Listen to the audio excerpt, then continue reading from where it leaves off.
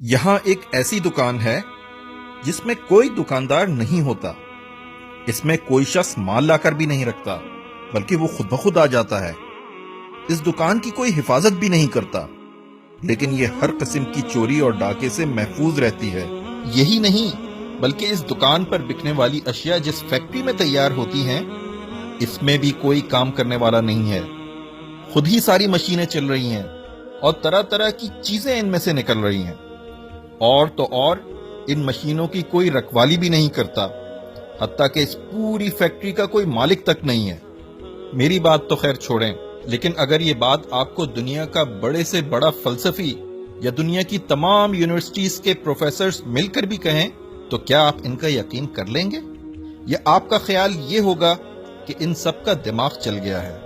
اگر ایک چھوٹی سی دکان اور کسی فیکٹری کے متعلق آپ کا یہ خیال ہے تو یہ زمین و آسمان کی صورت میں اتنی زبردست فیکٹری جو آپ کے سامنے چل رہی ہے، جس میں یہ سورج اور چاند جو ایک نظام کے تحت چل رہے ہیں، جس میں سمندر سے بھاپیں اٹھتی ہیں، بھاپوں سے بادل بنتے ہیں، بادل کو ہوائیں اڑا کر زمین کے کونے کونے میں پھیلاتی ہیں، پھر ان کو ٹھنڈک پہنچا کر دوبارہ بھاپ سے پانی بنایا جاتا ہے، پھر وہ پانی بارش کے قطروں کی صورت میں گرایا جاتا ہے، پھر اس بارش کی بدولت مردہ زمین میں طرح طرح کے لہلہاتے ہوئے درخت نکالے جاتے ہیں، قسم قسم کے غلے، رنگ برنگ کے پھل پیدا کیے جاتے ہیں. اس فیکٹری کے متعلق آپ کیسے مان سکتے ہیں کہ یہ سب کچھ کسی بنانے والے کے بغیر خود ہی بن گیا ہے اور کسی چلانے والے کے بغیر خود ہی چل رہا ہے؟ آدمی کا جسم جن اجزاء سے بنا ہے ان میں آئرن، کیلشیم، پوٹیشیم، فاسفورس اور اس طرح کی کئی اور چیزیں ہیں. یہ چیزیں جس پروپورشن میں ہمارے جسم میں موجود ہوتی ہیں اتنی ہی مقدار میں ان چیزوں کو جمع کر لیں اور جس طرح جی چاہے انہیں ملا لیں، آدمی کسی ترکیب سے نہ بنے گا.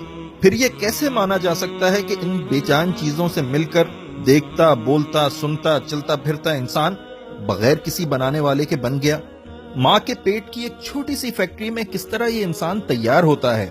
وہاں اسے ماں کے خون سے ہی غذا ملتی ہے، لیکن ماں کی حکمت کا اس میں کوئی دخل نہیں. وہیں اس آئرن، کیلشیم، پوٹیشیم اور فاسفورس وغیرہ کی ایک خاص مقدار جمع ہو کر گوشت کا ایک لوتھڑا بنتی ہے.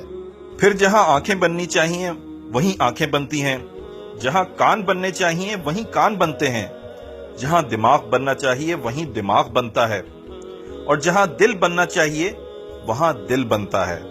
ہڈی اپنی جگہ، گوشت اپنی جگہ، غرض اس فیکٹری میں ایک ایک پرزہ اپنی اپنی جگہ پر ٹھیک بیٹھتا ہے.